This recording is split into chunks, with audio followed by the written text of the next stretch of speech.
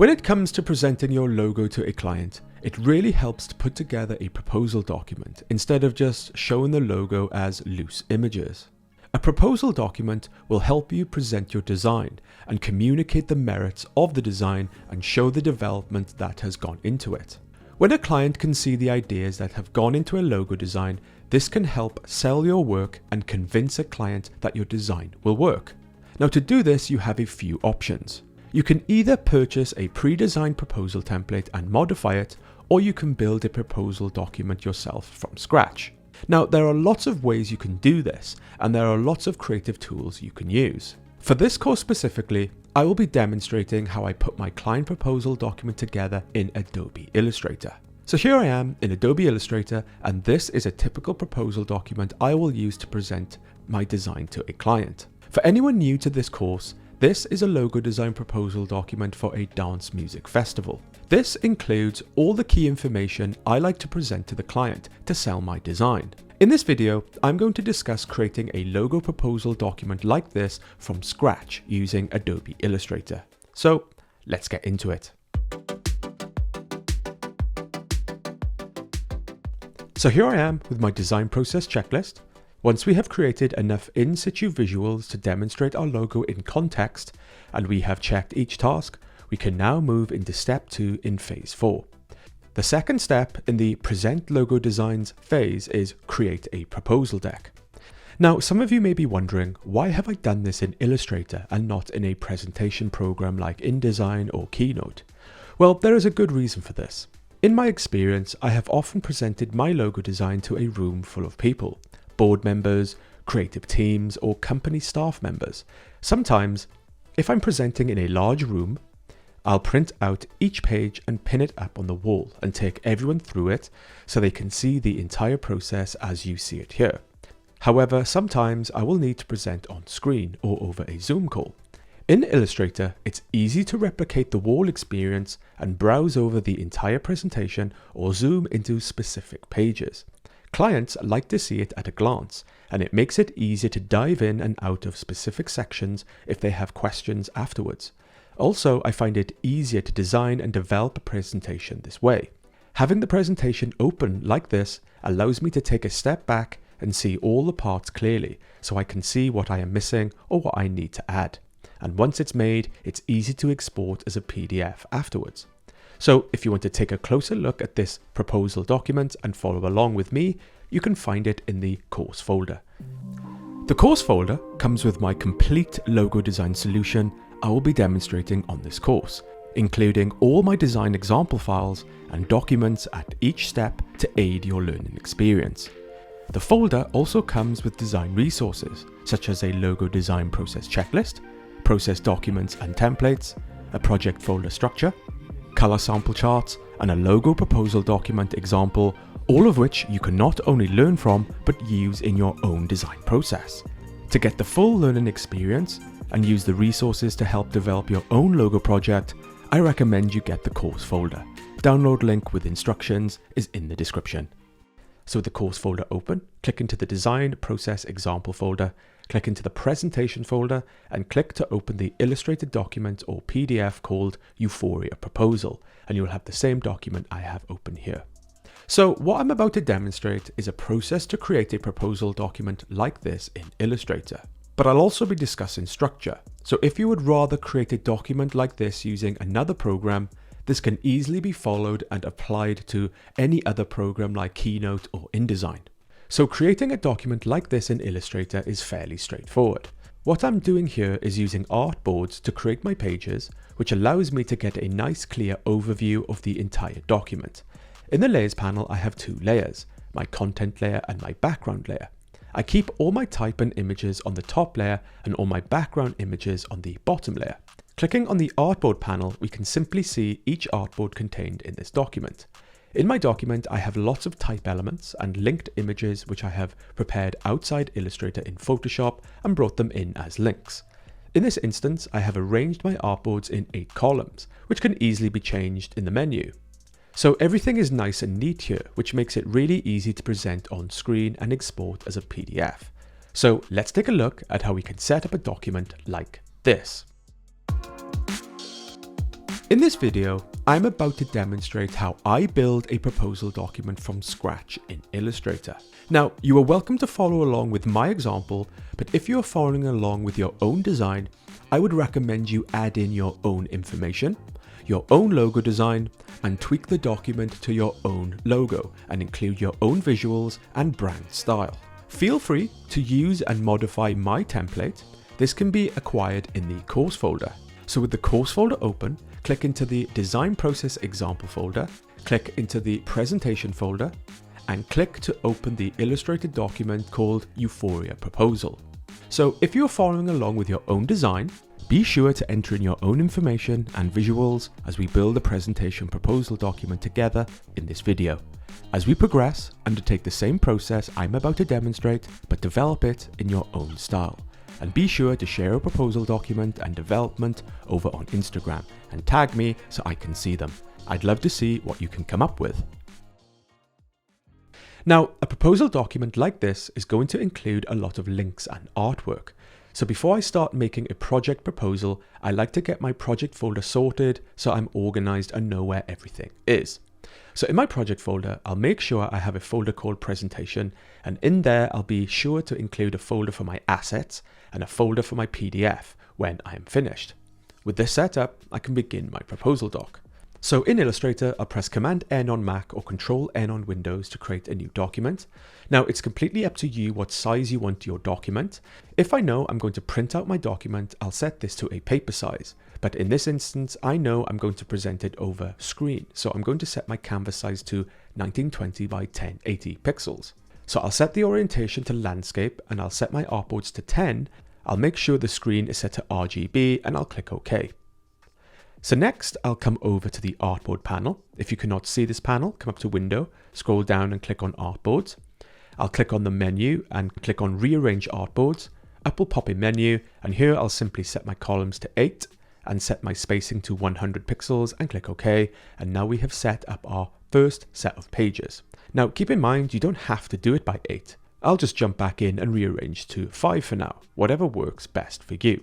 So once I have some pages, I'm then going to start building the content. So I'll come over to the layers panel, double click on the top layer and name this content. I'll click to add another layer and name this background. So I'm going to start on the front page and I'm going to create my front cover. Now in Illustrator, I'm going to be working a lot with the type tools. So for the sake of this video, I'm not going to show you every single move I make. This will be a bit boring to you guys watching and it will make the video epically long. So I'll just cover what you will need, which is the important stuff. Okay, so on the front cover, I like to include a project title, a subtitle stating what the document is about. I like to include my company logo and the date. So here I just have some type layers, which I have brought onto the document, positioned and applied the size like so. Here I have a vector logo for my company and a stroke line just to nicely balance my elements. So that's the type elements done.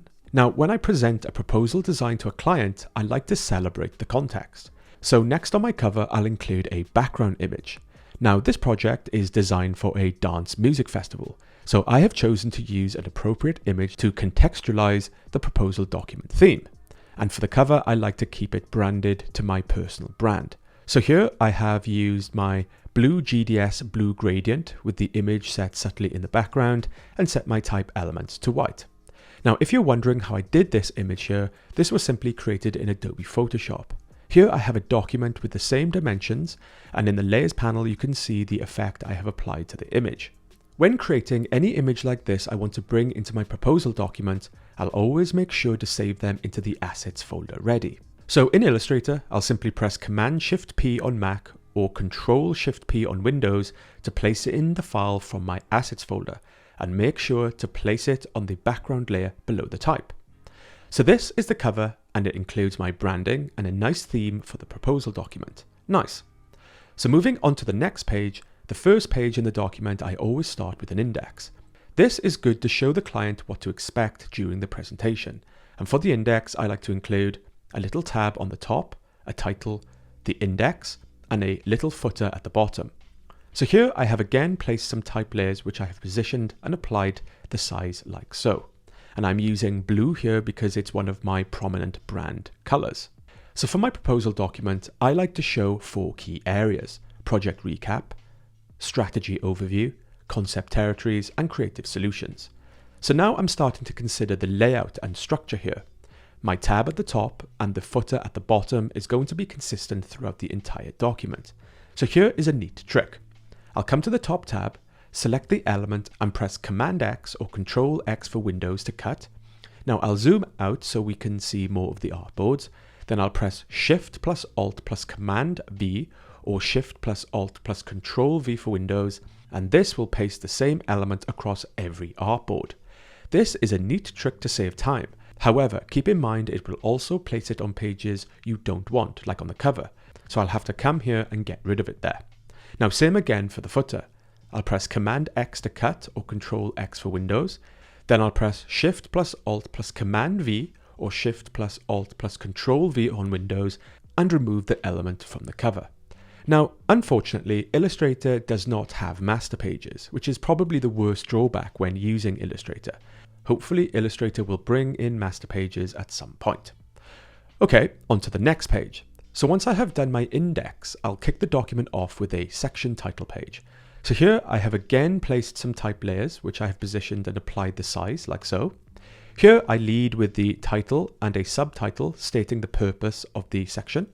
Because this is a section page, I'll lose the tab at the top and include my branding in the bottom right. So like on the cover, I like to include a background image and color treatment to be consistent with my branding. So like I did with the cover, I'll place another image in the background, and again it will be an image in context. And I'll change my type elements on top to white. So the next few pages are quite straightforward. So here I have again placed some type layers which I have positioned and applied the size, like so.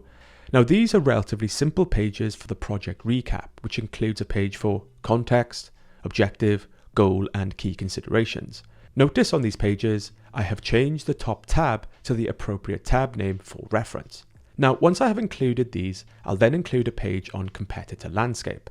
Now in this instance, I have chosen to include a grey background bar on the left. This just creates a little contrast between the white space on the right and my type zone on the left. For this page, I am now starting to use a subheader and some body copy to summarize what's on the page. And for the images, I have simply placed in some images I have captured and saved on my computer. With my first recap section sorted, I'll then move into the next section.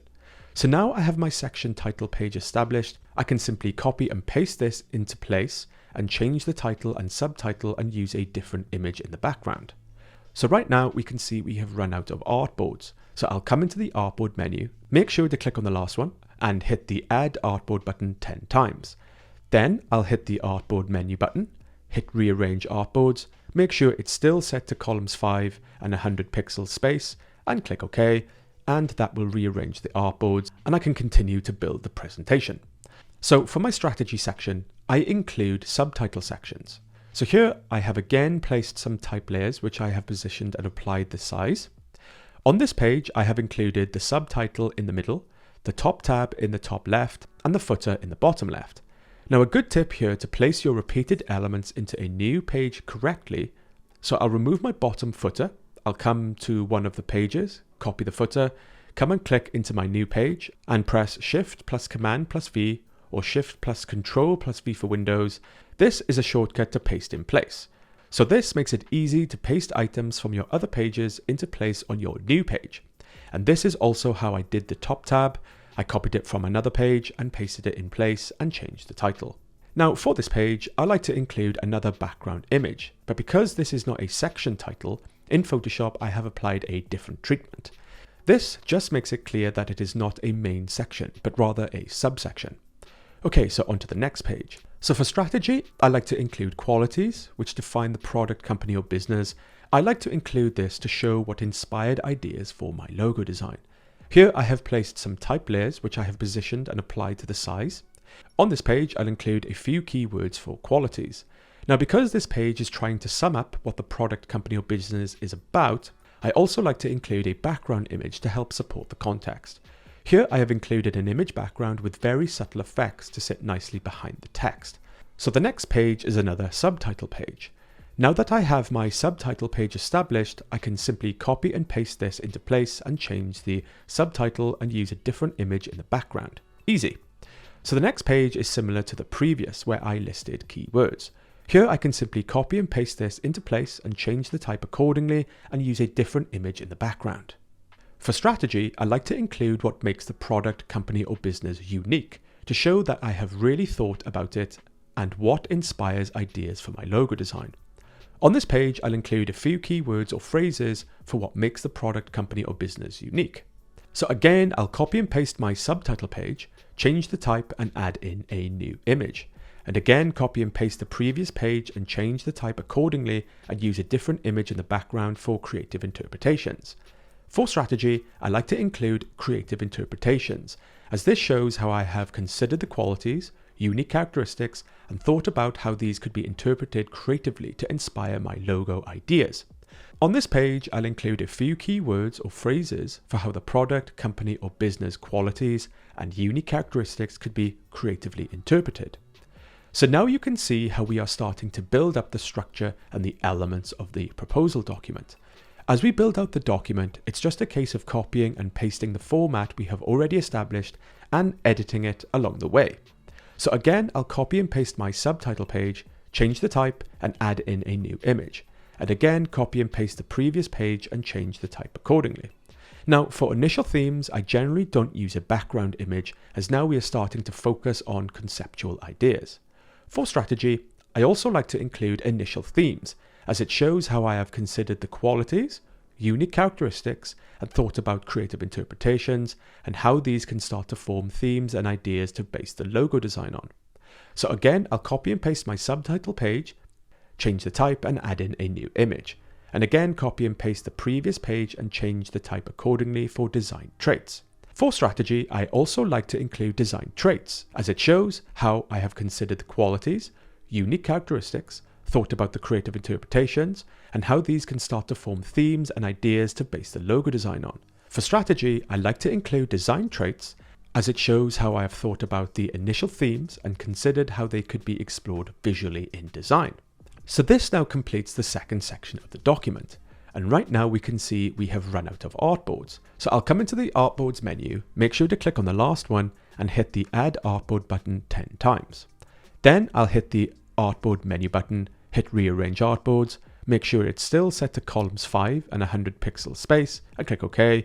That will rearrange the artboards and I can continue to build the presentation doc. So with strategy overview sorted, I'll then move into the next section.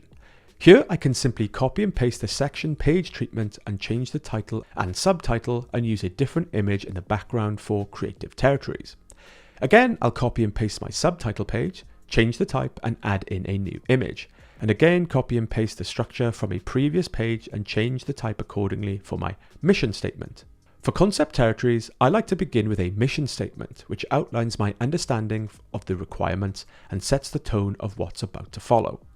So for my next page, I'm going to include my 3 awesome concept territory ideas I would like to base a logo design on, inspired by the previous strategy section. Here I have positioned the type and included the bar on the left and body copy. With creative territory sorted, I'll then move into the last section. Here I can copy and paste the section page treatment and change the title and subtitle and use a different image in the background for creative solutions. So the next page is slightly different. In this part of the proposal, I'm now starting to close in on specific ideas and present a case for each. So this page will introduce the first concept territory. Here I'm using a background image with type on top, and I have just framed the image, so it's clearly not a section page or a subtitle page. For the next page, I'll copy and paste my subtitle page, change the type and add in a new image. And for the next page, I'll copy and paste the structure from a previous page and change the type accordingly to outline the qualities of this particular creative territory. On the next page, I'll start to show my hands-on process, where I'll include a picture of my sketches and my thought process and some initial developments. So for my presentation, you can see I have taken an overhead shot of my desk. This feels really genuine and gives the client a nice look into how designs were generated. Now, you don't necessarily have to include an overhead picture like this. You could simply take pictures of your sketches on your desk. Either way, it just adds to the experience for the client.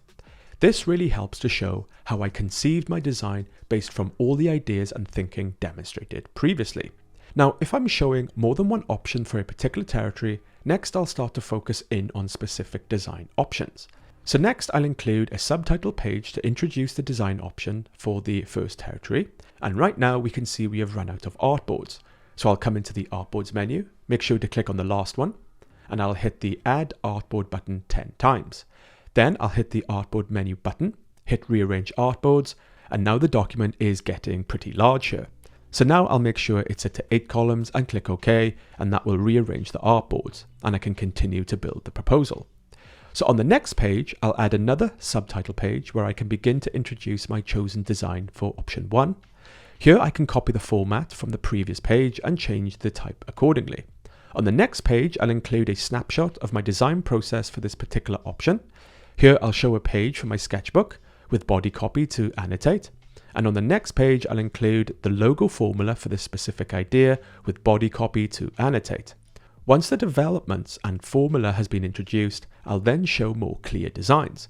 On the next page, I'll show a more refined drawing of a logo design to show my development with a brief description on the left to describe the visual concept. And on the next page, I can use the same format, but include ideas I had for alternative logo compositions.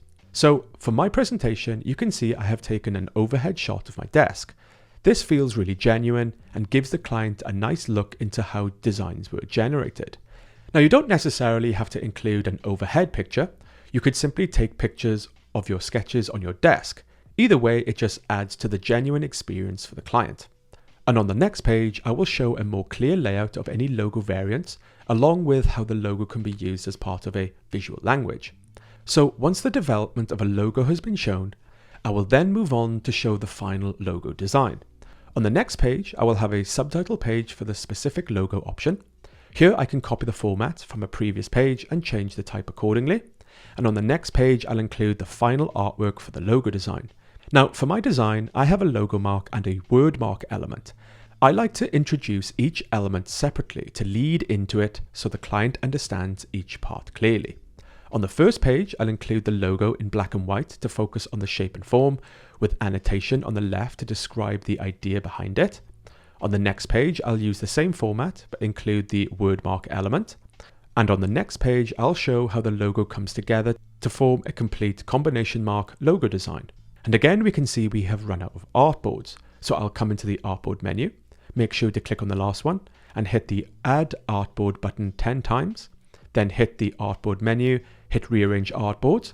I'll make sure it's still set to columns 8 and click OK. And that will rearrange the artboards and I can continue to build the proposal. So over the next few pages, I'll include any alternative compositions I may have for this particular logo design. In this instance, I have 2. And on the left, I'll describe the criteria and ideas for each. And next, we can start to build up to the final logo itself. Now we have seen and appreciated the shape and form of the logo. On the next page, I will introduce color and include annotation and rationale for the color choices. On the next page, I will showcase the logo and how the colors relate and have been applied to the logo.